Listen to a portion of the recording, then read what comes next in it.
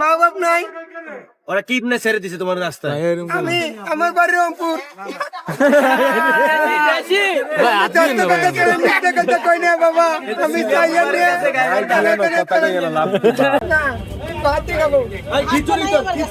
ভাত নেবো কিনা বাড়িতে দিব পার্সেল করে দিচ্ছি।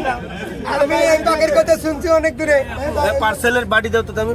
এই আমি ধানমন্ত্রী সাতাশে গেছিলাম। সিমাপু ঘটনা কি ওইখানে মোবাইলে একটু চুপ থাকেন কি হয়েছে আপু কি জন্য আছে মোবাইল সামনে দিতে পারে।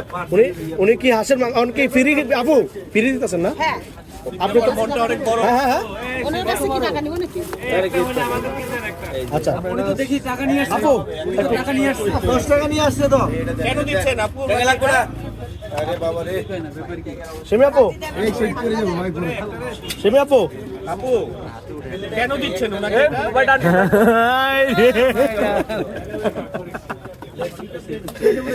কি মজা হয়েছে আর রুটিন খাওয়াইছে।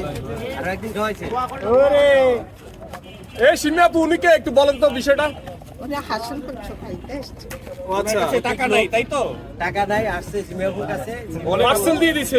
আর টাকা লাগবে না আপনি একটু বলে যান দর্শককে যে মুনাজাত দিয়ে দেন, মুনাজাত। সিমাপু সিমাপু আমার মতন বস, আল্লাহ ওনার ব্যবসা বলে আল্লাহ পাক বরকত দেখ। যারা 10 টাকা খাইতেছেন আল্লাহ তাদের উপরেও বরকত দেখ।